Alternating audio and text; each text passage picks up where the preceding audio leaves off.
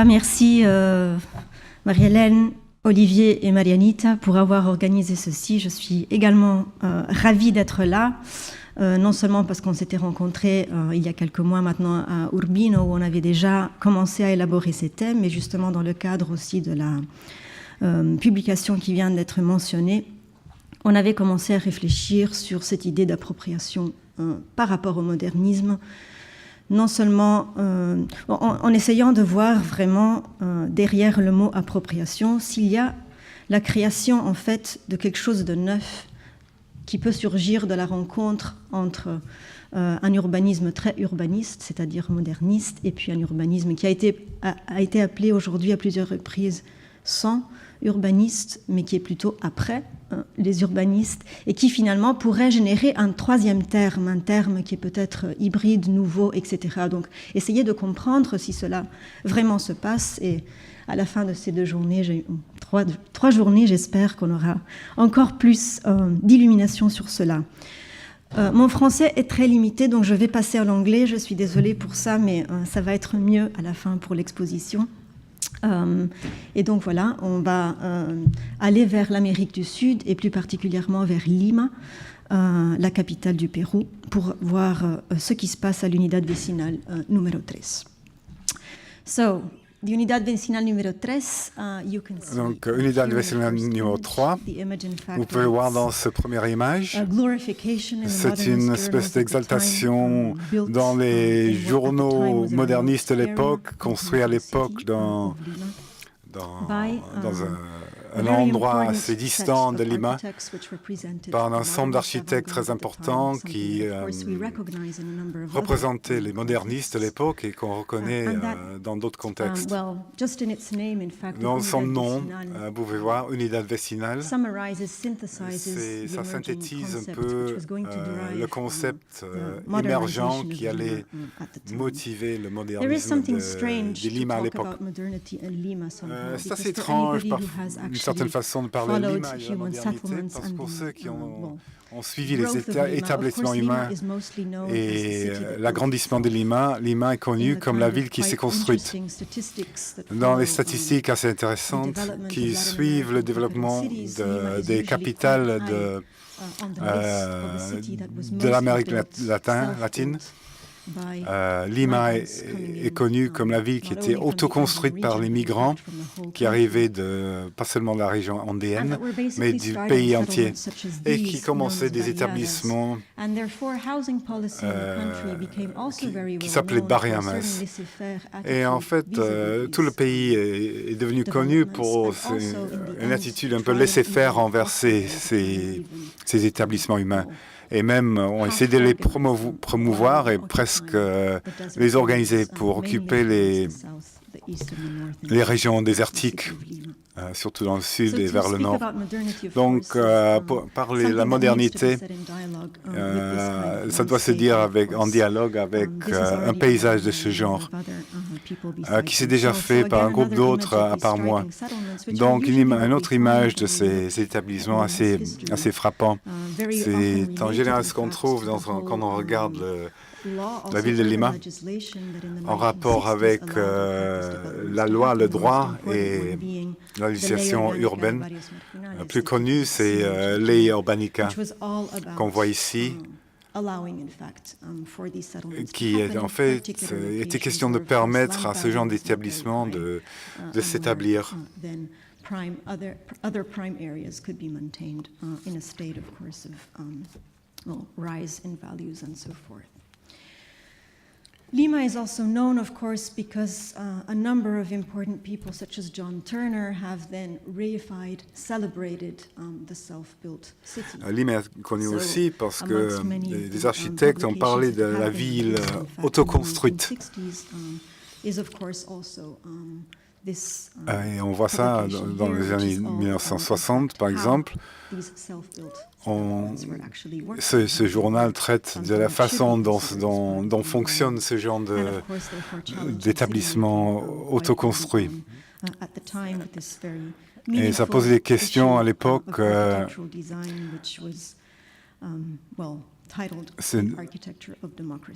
Ça s'appelait l'architecture de la démocratie. Mais ça veut dire également qu'il y avait un travail qui se faisait en termes de la compréhension et de l'exaltation, en un certain sens, de ces environnements. Ce n'était pas seulement à travers Turner que ça s'est passé, qui était lui responsable de ce mouvement, mais il y avait une résonance plus internationale, mais ça se faisait bien sûr aussi au Pérou, surtout avec des anthropologues comme José Matos Mar, dont le livre de 1957, Las Barricas de Lima, est devenu très important comme une façon de comprendre cette approche. Donc ça veut dire également, cependant, que très tôt dans la politique de l'habitat, on a vu un intérêt dans ce qu'on a appelé l'informel comme projet. Donc l'idée d'associer le développement avec de l'habitat à bas prix, qui pouvait commencer, pour ainsi dire, avec une sorte de degré zéro de l'urbanisme.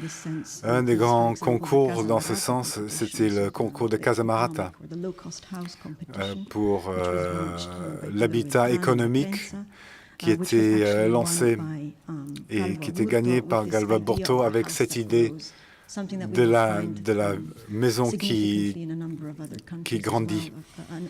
Et c'est une chose qu'on va trouver dans d'autres pays, une sorte de lecture de la maison comme étant d'une certaine façon extensible, avec des idées sur le rapport entre l'espace ouvert et construit. Et ça, c'est une chose qui est importante quand le Pérou était dans la 14e biennale de l'architecture, dont on a parlé déjà, avec l'idée d'un rapport entre le Barriada et le moderniste. Et Xavi Barriada, qui était en fait le commissaire de ce pavillon, met en dialogue le Vecinal numéro 13 à droite et le Barria de Semicacosé. Donc, tous les deux sont apparus sur scène à Lima en 1946 en même temps. Et c'est à travers sur ces lignes qu'il faut lire le modernisme. Pas seulement comme une sorte de projet qui avait ses origines en Amérique du Nord et l'Europe. Donc, pour partager la pensée, les fissures et les tensions et les singularités qui ont caractérisé l'arrivée de la modernité, et la rencontre entre l'organisation de l'espace rationnel et l'architecture autoconstruite. Et ici, de nouveau, on parle de Unidad Vecinal numéro 13 comme un début de cette réflexion. Donc, en fait, ce qu'on commence à voir dans les autres univers vecinales et les autres projets ne sont pas forcément des bars ou des tours, mais une variété infinie de l'unidad vecinal, où cette possibilité entre deux est réfléchie. Je pense que c'est très important parce qu'on peut voir quel est le projet de la modernité dans ces différents contextes. Et le Pérou, c'est un endroit où l'informel a fait sa marque. Donc ici, un unidad vecinal numéro 3 et Cerro San Cosme. Donc on va se concentrer sur Unidad Vecinal numéro 13.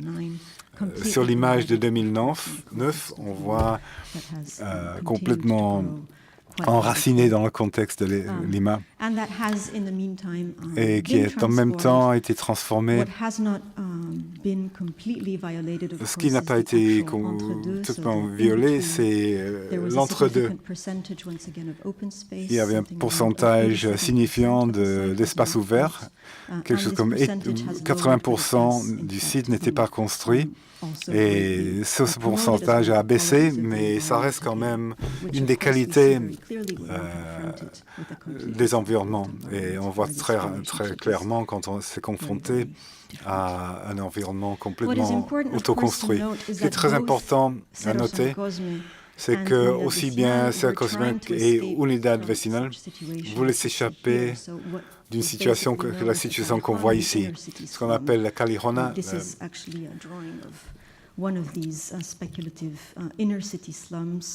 C'était de la ville centrale, les bidonvilles de la ville centrale qu'on voulait éviter. C'est un environnement vraiment inhumain. Et c'est ça aussi qui déclenche une réflexion sur l'habitat insalubre au Pérou.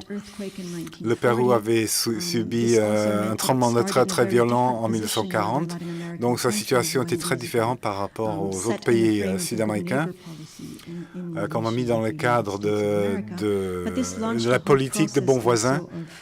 Et ça a lancé tout un processus de promotion de principes SIAM à travers des figures comme José Luis Sert et les efforts d'un certain nombre de personnes, y compris Fernando Belaúnde Terry, qui était lui-même formé comme architecte, mais ensuite était député à Lima et ensuite est devenu le président de Pérou, de lancer en fait une campagne pour une nouvelle politique de l'habitat, du logement.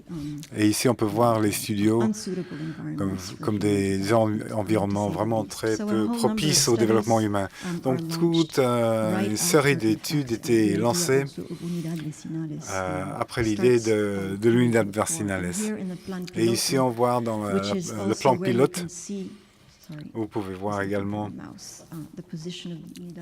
la position d'Unidad Vecinales numéro 3. Il y a toute une idée de réadresser la structure de Lima, à créer 7 unidades vecinales et pour promouvoir une nouvelle forme d'habitat sur la base de différentes connexions entre les unidades. Et c'est d'autant plus intéressant quand on compare avec le véritable développement des ressources de l'habitat en Amérique du Sud, où on voit la localisation des barriadas qu'on commence à développer dans ce qu'on appelait le Cono Norte, Cono Este, Cono Sorte, loin des bidonvilles du centre et loin des espaces construits normaux. Voilà, vous pouvez voir Unidad 13 en contexte. C'est en fait c'est un lieu beaucoup plus connecté actuellement que par rapport à l'époque, mais c'était quand même entre le port de Callao et le centre colonial de Lima, ce qui en faisait plus un produit de la tension entre ces deux entités avant le développement du Lima qu'on voit actuellement. Donc, la promotion de l'Unidad numéro 13 c'est fait à travers les médias de Belaúnde Terry, qui était un député à Lima, mais c'est aussi le fondateur d'un journal, d'une revue qui était là pour promouvoir des principes liés au modernisme et aussi liés à toute l'idée d'un SIAM péruvien. Mais il voulait quand même mettre l'accent sur le fait qu'ils avaient une autonomie, ce n'est pas seulement une sorte de produit de la France. Et donc, c'est un peu assez bien pris en compte dans ces quelques extraits. Quand on regarde ces quartiers modernistes, on voit le problème d'un manque d'équipements liés à ce genre d'habitat. Donc la conception commençait en 1945 et était finie en 1949, y compris les équipements, les services. Et il est question du rapport entre la voiture et l'habitant, dont on a parlé dans dans la présentation précédente. Les services étaient concentrés. Donc le concept de base de l'université, c'était pour fournir de l'habitat pour 5000 personnes. Il y avait 3 typologies en jeu avec une idée de mixité dans le quartier. D'abord les chalets. Les chalets, ça c'était pour les familles nombreuses qui entre 4 et 5 chambres. Et puis il y avait les immeubles pour les familles moyennes. Et puis les petits appartements pour les gens seuls. Donc ici, vous pouvez voir que par les équipements, il y avait un marché, un cinéma, un centre culturel, des piscines, un marché et une certaine abondance d'espaces ouverts que vous avez marqué déjà. Voici des images du marché à l'époque de sa construction. Également, c'est une sorte d'autosuffisance de la vie.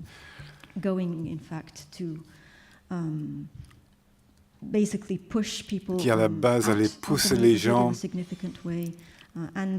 à sortir du quartier. Et la situation de l'université numéro 13, près de certains équipements industriels, c'était une question de petite distance, donc même dans le rapport entre la maison et le travail. Donc ici, c'est dans la description de l'université numéro 13, c'est encore cette idée de petite distance qui revient. L'école doit être pas plus à 500 mètres. Ici, vous pouvez voir certains des équipements en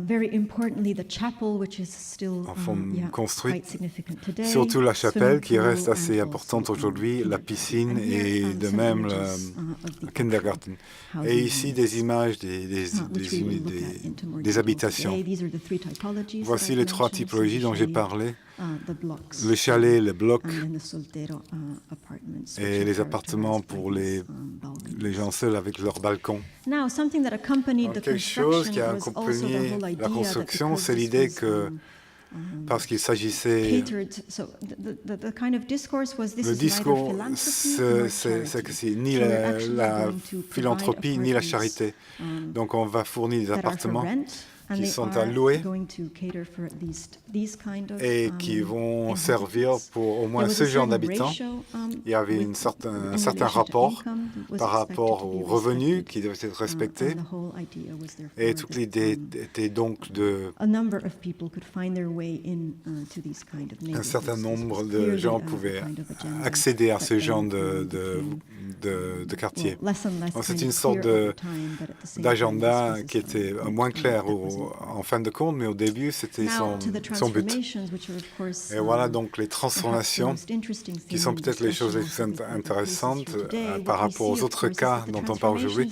Ce qu'on voit, c'est que les transformations varient assez d'une façon assez significative, importante. Les chalets, par exemple, avec son rez-de-chaussée, son appartement au rez-de-chaussée avec l'appartement duplex au-dessus, sont ceux qui ont été le plus transformés, pas seulement dans le bloc construit lui-même, mais également en termes de l'occupation des endroits devant. Les blocs, c'est surtout au rez-de-chaussée qu'on a eu les transformations. On sait que c'est assez facile à faire. Donc, toutes les négociations dont on a parlé avec Philippe Panray sont en cours parce qu'ils n'arrivent pas au même niveau qu'au Caire, par exemple. Et pour les blocs solitaires, pour les personnes seules, sont plus difficiles à modifier à l'extérieur, mais sont ceux qui ont subi les plus de transformations que, comme vous pouvez vous imaginer, les gens qui commencent seuls ne sont pas restés seuls. Donc il y a toute un besoin de mettre ensemble des familles. Donc on voit les différences. Ici, avec les chalets, on voit la variation infinie sur un thème d'extension et d'élargissement et de modification des appartements. En termes de la sécurité, qui est un enjeu qui apparaît pas seulement au niveau de l'unité seule, mais du quartier entier. C'est un peu un leitmotiv à Lima. Mais cette question de sécurité modifie le rapport entre les espaces ouverts de façon assez significative. Les raisons pour ça, c'est en partie parce que les gens détiennent des voitures et donc ils construisent des garages, mais aussi à la peur du crime et de la violence qui crée une ambiance d'insécurité. Pour donner des exemples en plus de détails en termes des transformations projetées, et ça, je dois dire, c'est un travail qui a été fait par 3 étudiants très vigoureux qui ont pu passer plusieurs mois à Lima et documenter un certain nombre de ces modifications. Marco, Sophie et Trey sont celles que je dois remercier, mais c'est une sorte de cas classique d'un chalet, de la transformation d'un chalet. On voit d'abord que le rez-de-chaussée a été étendu. Les raisons principales, ce n'est pas seulement la taille de la famille, mais aussi les activités économiques à la maison. Donc l'idée de pouvoir monter un petit commerce pour arrondir les fins de mois, qui arrive surtout quand les gens deviennent propriétaires, c'est une grande transition dans ce quartier. C'est quelque chose qu'on voit bien sûr, parce que c'est à partir de cette date-là que les grandes modifications commencent à se faire. Et puis on voit que de l'autre côté, dans le cas des duplex, ce qui se passe surtout, bien sûr, il y a de la place pour l'extension verticale. Et donc ça, c'est un effet sur l'espace supplémentaire. Et, il se passe parfois qu'on a plus d'un seul foyer. Par exemple, quand un fils se marie, il peut s'installer avec sa famille avant de déménager. Ici, on voit une famille qui voulait ouvrir un restaurant. Ils ont ouvert un petit bistrot qui travaille de temps en temps. Ça, c'est possible d'intermittence d'activité, pas forcément régulière. Et un autre cas d'une transformation où elles sont moins signifiantes. Si on regarde les blocs, on peut voir à partir de l'image en dessous qu'il y a une transformation des rez-de-chaussée qui est assez apparente. Les unités sont connectées par des escaliers en spirale. Et là, il y a la place pour une transformation. Les grilles dont on a parlé dans la première présentation sont très présentes ici. Et ici, on voit les extensions, les prolongations. Le rez-de-chaussée est assez saillante. Donc, c'est quelque chose qui devient très important de ces conditions. Et finalement, dans les solteros, dans les blocs de célibataires, ce qui est très typique, c'est que les balcons sont en partie bloqués, enfermés et clôturés. Et dans beaucoup de cas, il y a une fusion de plusieurs appartements. Parce que bien sûr, avec le changement de statut des célibataires, ça veut dire qu'il y a une certaine question, la façon dont ce quartier a réagi à son environnement. Ici, on voit la fusion de 2 appartements. Ce qui est reflété aussi dans le niveau des équipements et des services dans le quartier et le positionnement du quartier dans son environnement. Donc, par ailleurs, ce qui a changé, en plus de ce qui a changé dans les résidences, il y a aussi les services qui ont changé, la nature des services. Le marché, on voit une grande tension entre les fundadores, les originaux, qui ont parfois leur propre commerce et qui essaient de faire fonctionner le marché.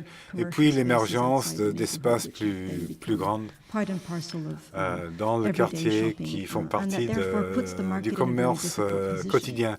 Donc, il met en difficulté le marché. La même chose avec les commerces qui ont apparu sur la frontière du quartier. On voit un magasin ici qui n'est pas très actif. Donc, il y a toute une tension entre la dynamique résidentielle et la possibilité d'injecter des commerces qui fonctionnent au-delà du quartier. Le cinéma et le centre communautaire ne fonctionnent plus, donc il y a des questions sur la façon dont la signification de ces services aujourd'hui. Et c'est assez intéressant qu'à cause de la situation du quartier, et avec l'université très importante à côté, il y a toute une dynamique de logement étudiantin qui est apparue dans le quartier. Donc on voit des bâtiments qui sont construits à côté, pas uniquement pour les étudiants, mais aussi pour la deuxième génération d'Unidad 13 qui habite là. Donc il y a quelque chose qui émerge du travail de terrain. C'est une sorte de communauté un sens de communauté. Et il y a cette idée de rester en proximité du quartier s'il n'y a pas de place à l'intérieur. Et ça, c'est quelque chose qui est apparu dans les entretiens menés par les étudiants. Il y a quelque chose à dire sur la disparition de l'espace ouvert à cause des problèmes sécuritaires. Il y a des témoignages très nostalgiques sur le passé par les fondateurs, par les originaux. On voit que ce qui était nouveau à l'époque, n'est plus considéré comme quelque chose dont on peut se servir à cause des problèmes de sécurité. Et en même temps, la sécurité n'est pas uniquement une question des unités, des logements individuels, mais c'est une idée de protéger tout le quartier. Donc vous pouvez voir le discours les gens discours sur la présence des voleurs, d'autres formes de crimes qui ont diminué, puis c'est pas seulement des barrières, mais aussi des gardiens. Et en dernier lieu, dire quelque chose sur l'espace ouvert. C'est encore une fois une situation très contentieuse. L'espace vert était divisé, il était organisé différemment, comme a dit Marie Martinez. Tout le monde avait la possibilité d'avoir un jardin, etc. Mais à cause des tendances qui changent, mais en même temps à cause du crime, ce qui se passe, c'est que la municipalité a créé un grand espace de pelouse pour des raisons de contrôle social. Et en même temps, à cause de ça, cet espace est négligé. Donc toute cette question de l'entre-deux comme espace collectif n'est pas un espace qui n'est pas clairement approprié par qui que ce soit. Ça peut créer des conditions pour ce genre de problème. Donc en fait, quand c'était sous-divisé, quand c'était fragmenté, c'était un environnement beaucoup plus intéressant pour les habitants eux-mêmes. Et donc c'est quelque chose à quoi il faut réfléchir quand on réfléchit sur les autres entre-deux. Donc merci, je pense, j'ai passé mon temps, j'ai fini. Je serai heureux de continuer la conversation. If you don't mind, I will speak in English. Si ça ne vous dérange pas, je vais parler anglais. Je voulais vous remercier pour commencer, pour avoir organisé ce colloque. Je suis très content d'être ici. Ce que je vais présenter, Zangor, c'est Office de Cité africaine, qui est une organisation coloniale qui existait entre 1950 et 1960, qui a construit 40 000 logements nouveaux en Congo belge, et qui était avant Léopoldville et qui est actuellement Kinshasa. Plusieurs villes au Congo. Toutes ces maisons ont été distribuées. 40 000 maisons, 20 000 pour Kinshasa, distribuées à travers 5 villes satellites. L'idée est de construire instantanément une sorte de colonie de bien-être. Comme dans beaucoup de colonies après la Deuxième Guerre mondiale, dans le but de créer tout de suite une classe moyenne et pour développer dans la colonie et pour extraire de la colonie. Donc, l'idée de construire la ville idéale. Donc, c'est sur le modèle moderniste, de construire une nouvelle ville, quelque chose à laquelle on n'avait pas pensé avant, et bien sûr pas au Congo. Comme vous pouvez voir, voici des images. Donc,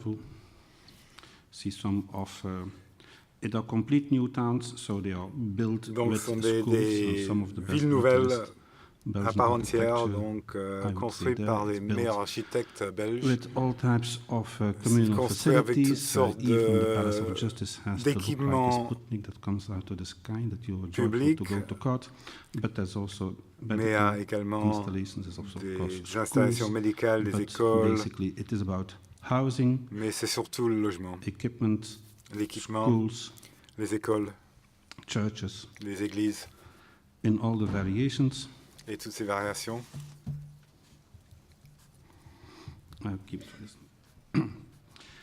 This is an operation that's basically done by the Office d'État africaine as a state organization. That's two leading architects, Emile Honveau and Emile Heymans, two Flemish donc c'était conçu par deux architectes flamands qui étaient formés à la seule école moderniste de la Belge à l'époque. Et donc des architectes qui s'échappaient à la colonie comme lieu de liberté. Parce que la Belgique était dominée par des attitudes anciennes. Il n'y avait pas d'occasion pour les architectes flamands à cette époque-là. Donc ils avaient un champ d'expérimentation. Ils avaient la liberté d'inventer, de créer ex nihilo, ou au moins penser ex nihilo, en pensant qu'il n'y avait rien. Et bien sûr, il n'y avait pas de pensée, il n'y avait pas de ville pour les Africains auparavant. Bon, ils étaient exclus de la ville, seulement dans les campements des mines et des plantations, et pour les équipements industriels. Mais il n'y avait pas vraiment de ville. So out of scratch, donc ex nihilo, avec des modèles du point de vue de la planification urbaine. C'est une sorte d'un style communiste. Pendant la guerre froide, il y avait une sorte de combinaison des principes constructivistes et modernistes sur le modèle de la ville linéaire et l'unité de voisinage. On essayait de construire de nouvelles villes. Donc, ces modèles de la ville linéaire sont transposés sur les réalités du contexte. Donc, la ville linéaire de Londres devient une ville linéaire sur les bords du lac. Donc, c'est il y a des endroits semi-ruraux et des endroits urbains, plus murins. Donc, on voit ces nouveaux projets entre guillemets parenthèses, entre guillemets fantastiques. On a une vision de ce que va devenir Kinshasa. Donc, c'est deux quartiers différents. Donc, quand on commence à regarder ces plans, il y a quelque chose d'étrange. Au moins, à deuxième vue, au moins, je me suis demandé, bien sûr, on voit la régularité, on voit le lieu donné au logement et aux équipements, mais on fait la moitié de la surface de la ville, c'est pas la ville. C'est de la nature, c'est une sorte de nature créée. une nature artificielle, un nouveau jardin d'Éden qui va être le lieu où la nouvelle ville va être installée. Et l'entre-deux dans la fantaisie tragique, c'est la nature dans la ville. La vie dans la nature. Dans une nature voluptueuse de l'imaginaire, un peu dans la réalité, mais c'est un peu différent qu'en Kinshasa, qui est fait de plaine de sable. Donc le but, c'est de positionner ces blocs dans la nature, ces barres, ces blocs dans la nature. Et ça, c'est vrai pour la plupart de ce quartier. Il est question de paysages et de bâtiments, du vert et du blanc, mais il y a autant d'attention portée dans le plan au vert qu'au blanc, et autant d'attention consacrée à ce qui est entre les bâtiments qu'aux bâtiments eux-mêmes. C'est assez étrange pour les architectes. Bien sûr, on peut voir aussi le concept de base de l'unité de voisinage qui dépend du contexte. Il y a beaucoup d'écoles, il y a un centre commercial. Donc ça, c'est les couleurs différentes de ces infrastructures publiques. Il y a le commissariat. Donc en même temps que la construction de la nouvelle ville, il y a l'invention ou la création ou la tentative de créer une démocratie émergente. Les nouvelles villes sous construction sont également les lieux où seront tenues les élections, par petits pas, par le en bas.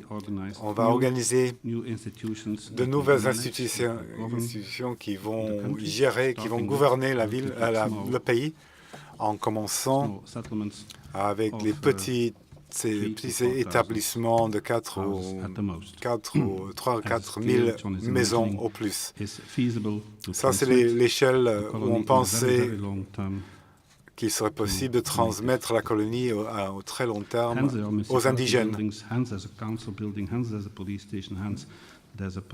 Donc, il y a les palais de justice, il y a l'école, il y a l'hôpital, il y a le commissariat, etc. Donc, les principes de cette construction ne sont pas tellement originaux. On trouve dans tous les livres d'école de l'époque. Et les logements eux-mêmes ne sont pas tellement originaux. Ce sont des logements d'ouvriers belges qui sont redessinés, qui sont recopiés et qui sont réduits de 70% pour les rendre plus petits.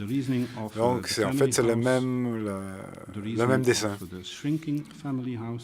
La raison pour la maison de famille qui se rétrécit, qui est réduite à la taille la plus petite possible et à la fonctionnalisation des espaces. Donc, la distinction entre les maisons d'ouvriers et celle proposée pour le Congo n'est pas tellement grande. Il y a des variations de toutes sortes. Il y a 19 typologies à un certain moment. Donc on commence à imaginer comment on pourrait les habiter. Et les dessins sont très beaux, au moins on le pense.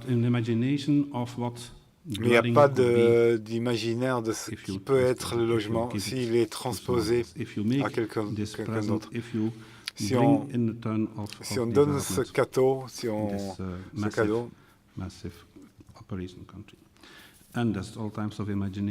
et il y a toutes sortes d'imaginaires de ce qui peut être. Et quand il y a l'imaginaire, l'avant de la scène, c'est toujours la nature, les arbres, les plantes, c'est pas l'architecture. Et quand c'est réalisé, c'est la même chose. En Bukavu, ces plantes ne sont pas indigènes. Vous pouvez voir. On dirait un peu Club Med, non? Ça ressemble un peu au Club Med,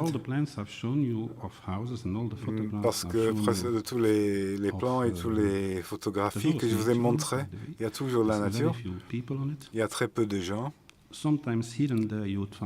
Parfois, vous trouverez un bar, mais en fait,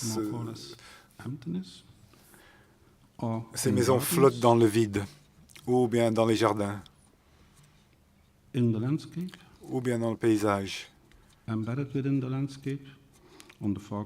À l'intérieur du paysage,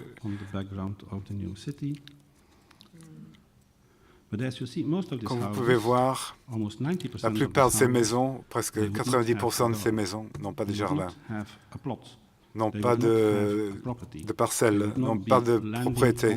On ne donne pas une parcelle, on ne donne pas un terrain. Il y avait une discussion difficile pendant les années 40 et 50. Il y avait cette notion étrange que le Congo allait évoluer, mais n'est pas encore civilisé, n'ont pas besoin des mêmes droits. Donc on a besoin de villes pour ces gens, on a besoin de logements pour ces gens.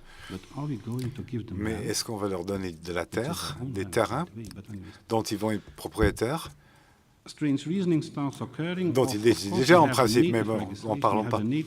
Donc il y avait des lois, une loi assez étrange qui sortait dans la culture indigène. La terre n'est pas quelque chose qu'on peut donner, qu'on peut pas vendre.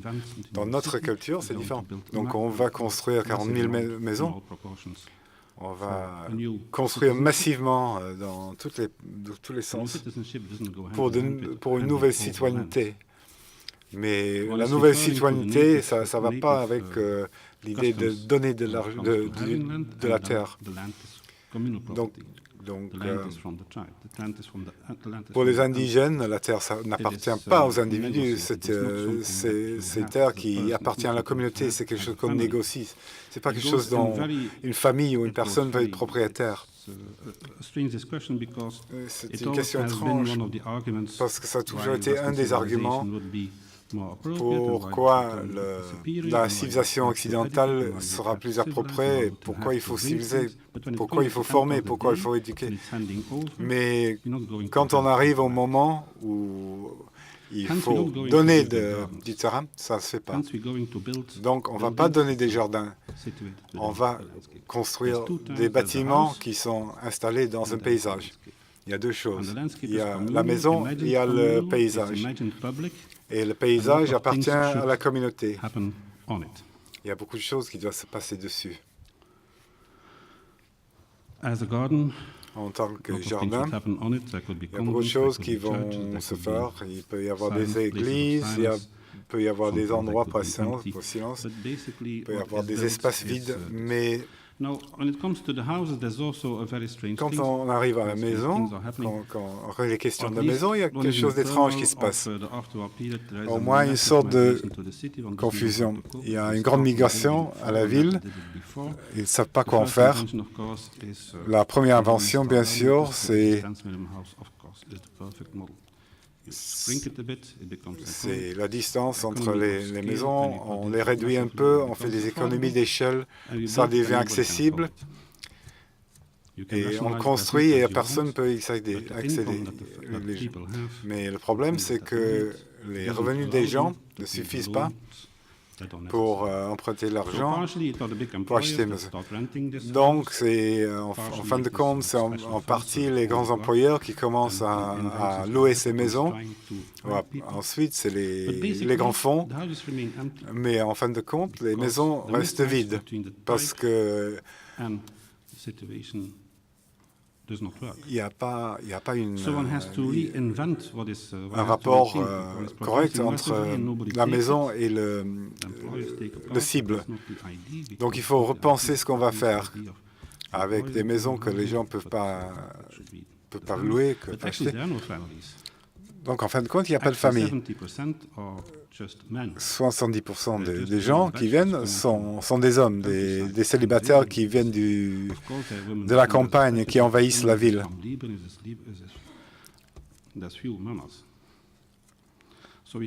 Donc ce qu'on a, c'est une société en confusion, une démographie en confusion, mais on n'a pas la famille imaginée quand on peut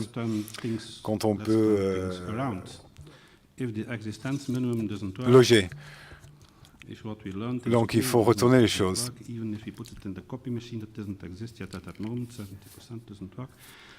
Donc si la taille de 70% ne marche pas, allons faire le contraire. Oublions l'économie. Construisons des maisons avec beaucoup de chambres pour qu'on peut louer la maison à des célibataires et pour que les femmes puissent avoir des espaces pour travailler, pour faire des logements à occupation variable. Donc, ils ont construit des logements à occupation variable. On peut s'en servir comme des écoles. Donc, on commence à construire des bâtiments qui peuvent être occupés de façon variable, qui peuvent s'accommoder de manque de rapport entre la démographie et le logement. Donc, en même temps, il y a toutes sortes de possibilités de location, de sous-location. Donc, 10 ans avant l'invention de la typologie comme architecture, non pas comme une chose fonctionnelle, mais une sorte d'espace. Donc, bien sûr, quand vous avez regardé tous les plans, tous les dessins, les photographies, vous allez me croire, j'espère. Ce sont des maisons sans jardin, il y a des accès différents de devant et de derrière. Donc, on peut approcher de différents côtés. Mais ils sont très bien étudiés. L'occupation peut être variable, mais l'architecture doit être fixe. L'architecture doit être parfaite. Il faut étudier les couleurs, il faut étudier comment ça commence et comment ça finit. Donc on met des objets et entre les objets, nous avons notre espace public, notre espace collectif, notre espace naturel. Donc, on commence à construire des objets beaucoup trop grands et certains des classes moyennes plus riches peuvent peut-être y accéder et ils peuvent accéder dans les voitures, mais également dans les maisons. Mais à la fin, ça ne marche pas. Mais à la fin, en 1958, on décide, bon, on va faire des abris tout simplement. Mais dans les abris, avec les dessins de l'abri, c'est la plus grande réduction de ce que peut être une maison. C'est un toit, c'est une cloison. Dans le dessin, c'est une façade, c'est un bâtiment, c'est une forme, c'est aussi élémentaire que ça peut être comme architecture, c'est quand même quelque chose de fixe et ça doit vivre dans l'environnement naturel. Il doit y avoir des arbres, il doit y avoir cet espace collectif. Alors, sur les plaines de Kinshasa, au début, on voit ça. À l'origine, cet entre-deux, ce n'est pas la forêt imaginée. Ce n'est pas les jardins d'Éden qui va former la nouvelle ville, mais c'est ça, c'est les sables. En 2000, c'était plus ou moins comme ça, c'était une photo de l'année 2000.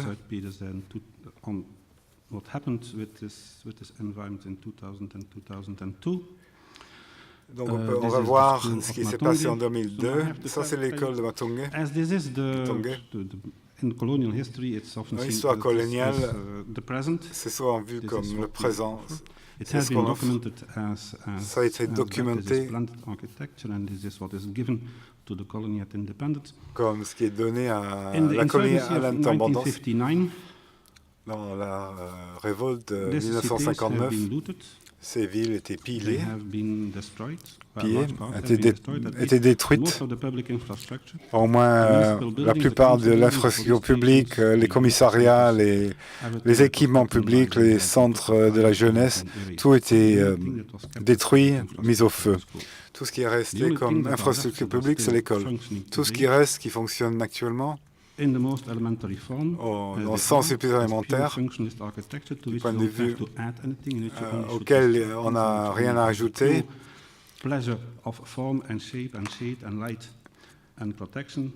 Tout ce qui reste sont les bâtiments de l'école. Les bâtiments d'école sont les seuls bâtiments où il n'y a pas d'intrusion, où il n'y a pas de vol, qui ne sont pas enlevés, qui sont protégés. Donc il y a quelque chose d'étrange peut-être dans la pensée publique de ce que l'école offre, l'enseignement offre aux enfants. Mais le reste des bâtiments ressemble à ça. Les villes étaient pillées, il y avait des révoltes, il y avait des manifestations. C'est quelque chose qui était rejeté comme non voulu et quelque chose qu'après l'indépendance, on va prendre. C'est notre indépendance, c'est notre trésor qu'on va prendre. Elles étaient pillées à la fin du régime belge. Tout ce qu'on pouvait voler, chaque câble d'électricité, tout était pris.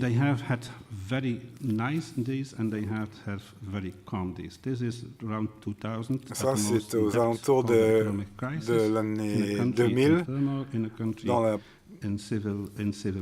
crise financière la plus profonde, en pleine guerre civile. Tout ce que vous voyez là, c'est l'industrie de construction qui n'a plus de fonction. La ville ressemble plus ou moins à ça. Vous allez reconnaître les typologies. Il y a deux types. Typologie de personnes. Ils n'ont pas trop respecté. C'est comme s'il y avait une nouvelle ville, un nouveau tapis, un nouveau tissu qui a envahi et couvert. C'est toutes les cités à Kinshasa. Il y a un nouveau tapis qui a été superposé sur la ville. On pourrait penser que le projet moderniste n'est qu'un résidu. La plupart des étages ne sont pas utilisés. C'est utilisé pour les stockages, mais sont très peu utilisés, les étages. Donc, à un certain point, les maisons d'origine ne sont que des résidus et une nouvelle ville qui s'est construite autour. Et il n'y a qu'un endroit à Kintabo où ce n'est pas le cas, où rien n'a changé. C'est une cité qui a été prise par l'armée. Il y a un autre fragment à Lamba Ouest qui faisait partie de l'université et qui donnait du logement pour le personnel universitaire.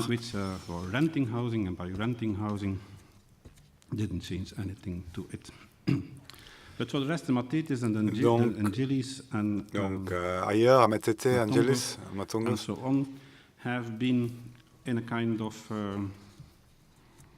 calm and very turbulent periods. Il y a eu des périodes entre périodes calmes et périodes turbulentes. Il y a des grands changements d'appartenance. Il y a des compositions qui ont changé, les usages qui ont changé. Et de façon très brutale, très souvent. Donc, imaginez-vous, la terre publique a été privatisée, a été prise, ça est devenu une ville privée. Mais en fait, ce qui n'était que du paysage, c'est devenu une ville de rue. Même si certains des arbres ont survécu. Mais quand même, la distance entre l'espace public et l'espace privé, privatif, a été supprimée. Et là, on voit les coiffures, les églises.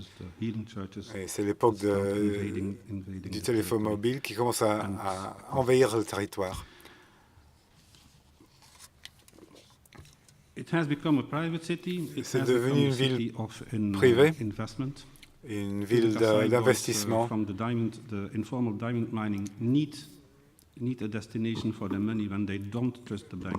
Si les gens de l'industrie informelle des mines de diamants ont besoin d'un endroit pour investir leur argent, parce qu'ils ne font pas confiance aux banques, donc ils arrivent, ils chassent les habitants d'origine et ils investissent.